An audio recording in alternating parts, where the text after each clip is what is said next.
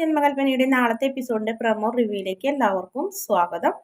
അങ്ങനെ നമ്മുടെ ശ്രുതിക്ക് ആ പാർസൽ കൊടുക്കുമ്പോൾ ശ്രുതി ഇങ്ങനെ അന്തം വിട്ട് നിൽക്കുന്നുണ്ട്. അതിനുശേഷം ശ്രുതി ചോദിക്കുന്നുണ്ട്, എൻ്റെ ഈ കൊലുസ് നഷ്ടപ്പെട്ടിട്ട് കുറച്ച് ദിവസമായി, സാറിന് ഇത് എവിടെ നിന്ന് കിട്ടിയെന്നൊക്കെ ചോദിക്കുന്നുണ്ട്.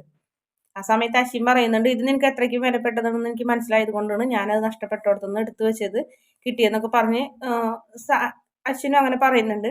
അതിനുശേഷം വീണ്ടും അശ്വിൻ നമ്മുടെ ശ്രുതിനെ മുഖം കയ്യിൽ ഇങ്ങനെ പിടിച്ചെടുത്തിട്ട് മുഖത്ത് ചുംബിക്കാനൊക്കെ നോക്കുന്ന ഒരു ഭാഗം കാണിക്കുന്നുണ്ട്. എന്തായാലും ശ്രുതി അതിനെ എതിർക്കുന്നൊക്കെ ഉണ്ടെന്ന് തോന്നുന്നു. അതുകൊണ്ടാണ് അശ്വിൻ ദേഷ്യപ്പെട്ട് കഴിഞ്ഞിട്ട് ലാവണ്യല്ല മുത്തശ്ശിയും ലാവണ്യയും അതുപോലെ തന്നെ മനോരമാൻ്റെയും ഒക്കെ നിൽക്കുമ്പോൾ തന്നെ പെട്ടെന്ന് ചെന്ന് കഴിഞ്ഞിട്ട് ശ്രുതിനോടുള്ള ദേഷ്യം കൊണ്ട് പറയുന്നതാണ്, ഞാൻ ലാവണ്യനെ വിവാഹം ചെയ്യാൻ പോകുന്നൊക്കെ പറയുന്നുണ്ട്. എന്തായാലും ശ്രുതിക്ക് അത് വല്ലാത്തൊരു ഷോക്ക് പോലെ ആവുന്നുണ്ട്.